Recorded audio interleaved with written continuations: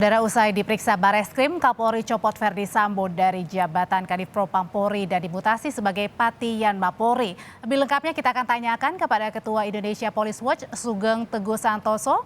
Selamat petang, Pak Sugeng. Selamat petang, Mbak Audrey. Salam sehat. Salam sehat, Pak Sugeng. Ini Verdi Sambo dicopot dari jabatannya usai diperiksa Bareskrim Polri kemarin. Apa temuan penyidik sehingga Verdi Sambo ini dimutasi kalau pandangan dari IPW? Sejak awal IPW mendorong adanya satu pemeriksaan yang diduga melanggar prinsip menghalangi penyidikan, ya, obstruction of justice, ya, karena adanya tindakan-tindakan seperti menghilangkan barang bukti, ya, kemudian tidak melakukan olah TKP, bahkan merusak TKP. Nah, ini adalah perbuatan yang melanggar kode etik Polri. Siapa dan mengapa dan terjadi di mana? Terjadi di rumah Bapak Verdi Sambo, ada di sana. Padahal dalam jabatannya sebagai Kadif Propam, beliau harus memastikan proses penyidikan itu berjalan. Akhirnya nih 25 orang terseret nih, ya. Jadi ada dugaan pelanggaran kode etik yang berat menurut saya, beberapa ketentuan kode etik dilanggar. Ini berpotensi untuk diberikan sanksi berat, termasuk Pak Verdi Sambo, ya. Jadi artinya tidak berlebihan karena belum diputus bersalah tapi sudah dimutasi dan dicopot dari jabatan. Bukan hanya Verdi Sambo tapi juga ada polisi lainnya. Betul, ya. Pencopotan adalah satu tindakan yang langsung bisa diambil oleh atasan, dalam hal ini Kapolri, terkait pelanggaran disiplin, ya.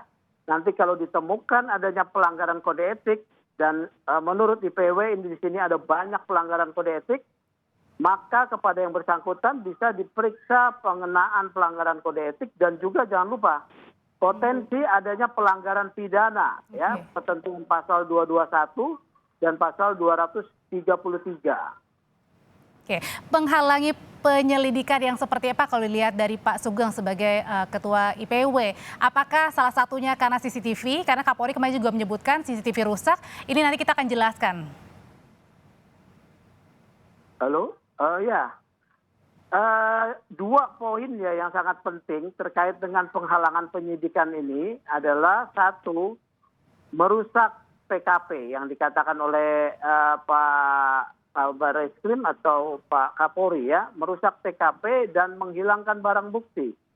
Menurut saya bukan hanya barang bukti CCTV saja, tetapi di TKP kan ada peluru, selongsong peluru, proyektil, ya, kemudian pistol, ya, kemudian mengubah situasi tempat kejadian perkara.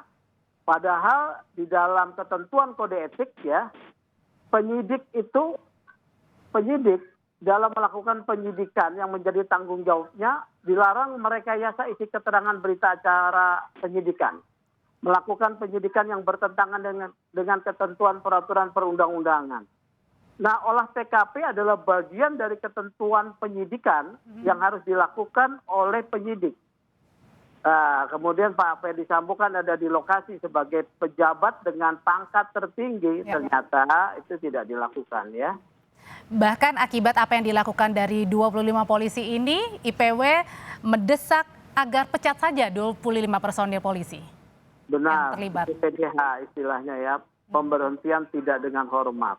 Karena mereka tahu ada kewajiban melaksanakan tugas sesuai undang-undang, justru ditabraknya sendiri. Karena apa? Karena adanya pengaruh dari sesama anggota Polri, mungkin juga atasannya, sementara dalam ketentuan kode etik dikatakan bahwa seorang anggota Polri wajib menolak perintah atasan yang bertentangan dengan ketentuan norma perundang-undangan. Termasuk ketika hanya mengetahui, betul? Ketika mengetahui saja, ketika dia mengetahui saja kemudian tidak melakukan sesuatu, padahal melekat pada jabatannya untuk bertindak sesuatu, dia sudah kena itu. Ya, jadi yang bersifat aktif maupun pasif, dia sudah kena, ya. Kalau di sini ini aktif nih, ya. Nah, kalau Pak Verdi Sambo bagaimana posisinya? Dia kan dicopot. Dicopot itu berarti diduga melakukan pelanggaran kode etik atau sikap tidak profesional. Apa? Mungkin dia memerintahkan atau ketika ada anak buahnya tidak melakukan satu proses penyidikan olah TKP yang benar, dia diam saja. Itu juga sudah salah, ya. Karena pada dirinya melekat kewajiban untuk melakukan pengawasan dan pembinaan kepada anggota. Oke. Meluruskan, bahkan harus menindak ketika anggota salah, ya. Oke, makanya yang dikenakan pasal sementara untuk Barada Eliezer adalah 338 Jungto 55 dan 56 ya, Pak Ini Sugeng. menarik ya, pasal 338 Jungto 55 dan 56 ini sebetulnya sedang membidik siapa lagi yang harus dimintakan pertanggungjawaban yang diduga membunuh, ya. Jadi ini ada orang lain sebetulnya yang sedang dibidik oleh polisi. Siapa itu? Ya. Nah, itu sedang Ya, silakan Pak Sugeng. Ya. Sedang dibidik siapa? Nah, ini konstruksinya harus dibangun. Polisi harus mencari alat bukti siapa sebetulnya yang dimaksud dalam pasal 55 dan 56. Kita berpikir ya bahwa di tempat tersebut umumnya semuanya adalah anggota polisi yang pangkatnya perwira saja tidak, Brigpol ya, bintara. Nah, kemudian penyesatan perkara ini digunakan apakah untuk melindungi bintara? Tentu tidak. Ada seorang person dengan high profile dalam arti punya pangkat tinggi yang perlu dilindungi atau ditutup-tutupi dengan cerita atau rekayasa kasus, ya. Oke, Pak Sugeng. Nah, jadi artinya dengan kata lain atau kalimat sederhananya adalah tidak mungkin kalau menutupi pangkatnya yang lebih rendah, misalnya katakanlah Barada Eliezer. Mungkin saja ada penutupan pangkatnya yang lebih tinggi, maksudnya begitu? Iya, ya, ada pangkat yang lebih tinggi yang harus dilindungi dalam kaitan tembak-menembak. Satu-satunya orang yang pangkatnya sangat tinggi dan sangat tinggi dibandingkan dengan para ajudannya, satu-satunya waktu itu adalah ya Pak Irjen Verdi Sambo, ya, Irjen Verdi Sambo. Nah, sekarang tinggal keahlian daripada penyidik untuk mengetahui bahwa Pak Irjen Verdi Sambo satu ada di lokasi, kemudian juga mempunyai peran di dalam kaitan matinya Brigpol Y. Inilah yang dimaksud dalam pasal 55. Apakah perannya turut serta atau membantu atau memerintahkan atau menyediakan sarana. Misalnya pistol ya. Ini harus dibuktikan. Kalau terdapat cukup bukti oleh penyidik, maka menurut IPW penyidik tidak perlu ragu untuk menetapkan status tersangka pelaku pembunuhan kepada Irjen Verdi Sambo. Pak Sugeng, pertanyaan berikutnya adalah kalau misalnya tadi sudah diprediksi ada orang yang lebih tinggi yang berperan di sini, kenapa tidak dibalik saja penetapan tersangka yang lebih tinggi dulu baru kemudian bawahannya? Kenapa ini yang paling bawah dulu? Apa prediksinya?